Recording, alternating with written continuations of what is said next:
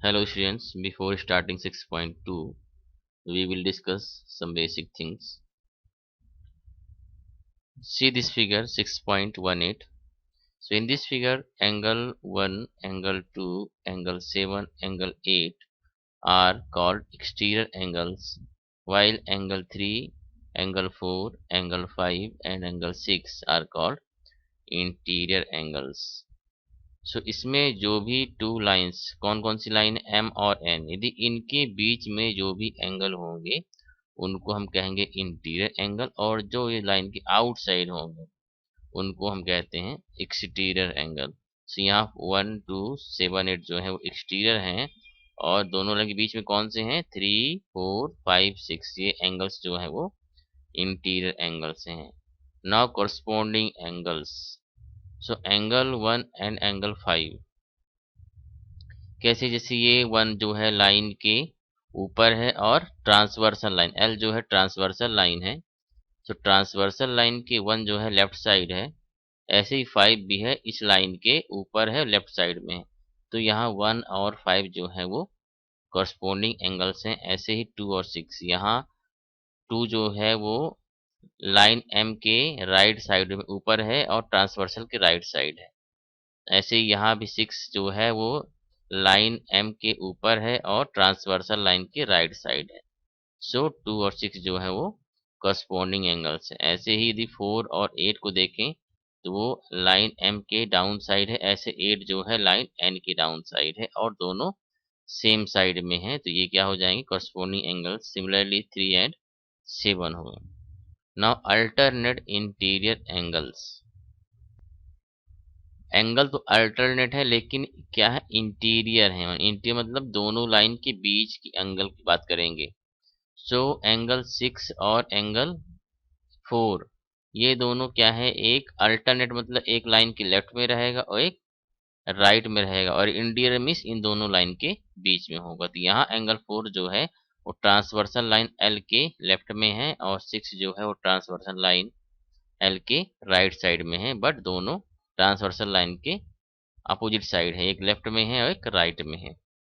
ऐसे ही 3 and 5, 3 right में है और 5 लेफ्ट में है, तो एक लाइन के लेफ्ट में है एक लाइन के राइट में है, तो ये क्या होंगे अल्टरनेट, और ये दोनों लाइन के बीच में है इसलिए क्या होंगे अल्टरनेट इंटीरियर एंगल। और ऐसे ही अल्टरनेट एक्सटीरियर एंगल भी होते हैं, जैसे 2 और 8। जो 2 और 8 जो है वो अल्टरनेट तो है, एक लाइन के लेफ्ट में है तो एक लाइन के राइट में है, लेकिन ये क्या है दोनों लाइन के आउटसाइड, इसलिए क्या है कौन से एंगल हो जाएंगे एक्सटीरियर एंगल हो जाएंगे। तो यहाँ 1 और 7 भी एक्सटीरियर एंगल हो गए।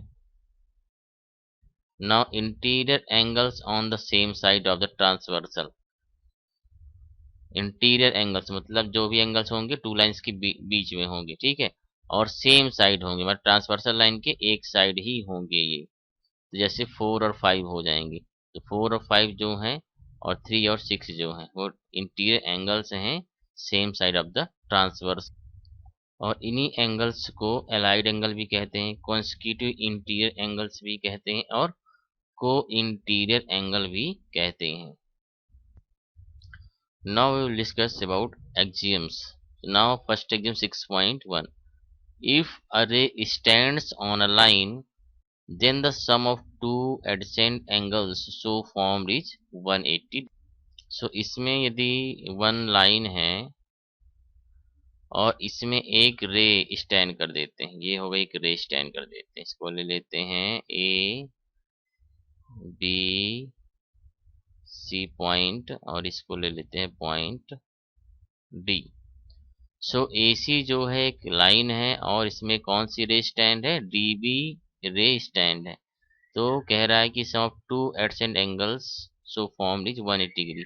तो ये जो है एंगल ABD है और DBC है, ये इनका जो एडिशन होगा सम होगा वो कितना होगा 180 डिग्री होगा।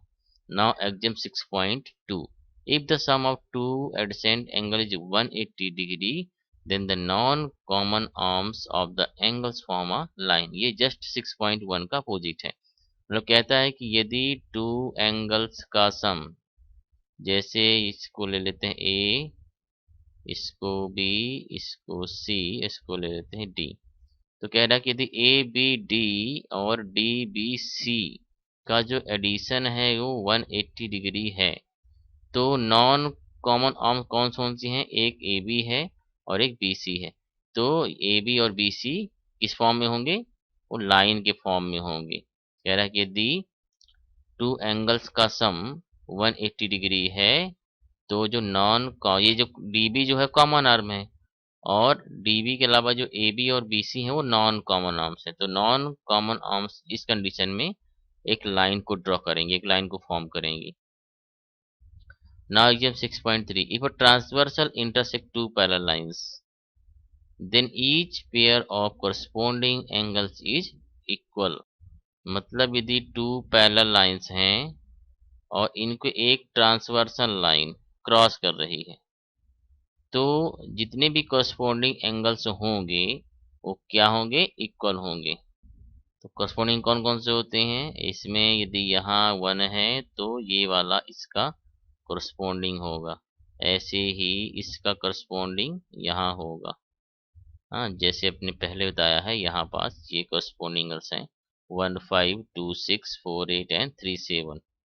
ये corresponding एंगल्स जो हैं वो इक्वल होंगी कब? जब लाइन एम और एन पैरेलल हो। यहाँ ये दोनों पैरेलल नहीं है। पहला मीन्स सेम डिस्टेंस होना चाहिए उनके बीच, और इसमें कहाँ है? यहाँ की डिस्टेंस कम है और यहाँ की डिस्टेंस ज़्यादा है, तो इसलिए लाइन एम और एन जो है वो यहाँ पैरेलल नहीं है।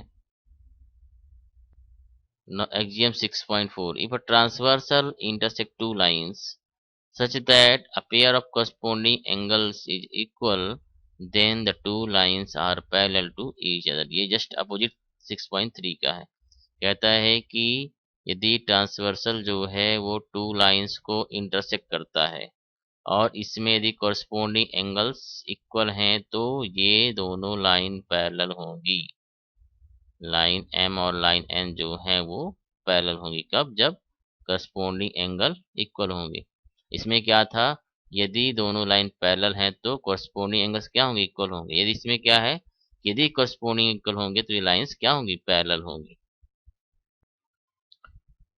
So it is given that transversal line XY cuts the parallel lines AB and CD at point P and Q respectively। ये जो फर्स्ट लाइन है AB और सेकेंड लाइन सी डी, इसको जो है वो x line transversal line cut करता है। इस किस पॉइंट पे? पॉइंट पी यहाँ पास है और पॉइंट क्यू यहाँ पास है, तो पॉइंट पी और क्यू पर ये कट करता है। We have to prove that alternate interior angles is equal. So कौन कौन से हैं अल्टरनेट इंटीरियर? तो इंटीरियर की बात है तो यहाँ 2 और 8 और 3 और 5 जो है ये अल्टरनेट भी हैं और इंटीरियर हैं। So we have to show that angle 2 equal to angle 8, angle 3 equal to angle 5. So in proof angle 4 equal to angle 2. They are vertically opposite angles. ये कैसे angles हैं? Vertically opposite angles. Vertically opposite angles are equal. So this is first equation. Similarly angle 4 and 8.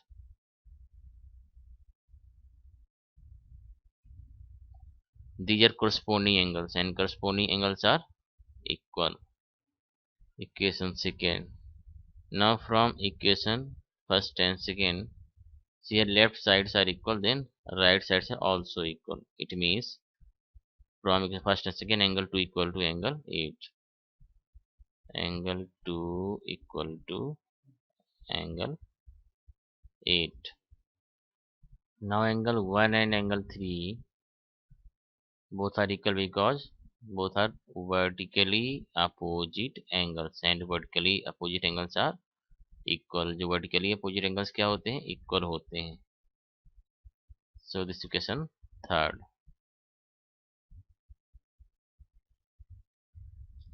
Now angle 5, angle 1 and angle 5. So angle 1 and angle 5 both are corresponding angle and corresponding angles are equal. This is equation 4th. From equation 3rd and 4th, see here left sides are equal, angle 1, angle 1. So the left part equal to the right part भी क्या होते हैं equal, so right parts are also equal. So angle 3 equal to angle 5. So what I have to prove, angle 2 equal to angle 8. So see here I proved it, and here angle 3 equal to angle 5.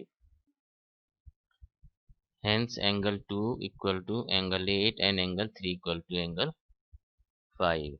Proved.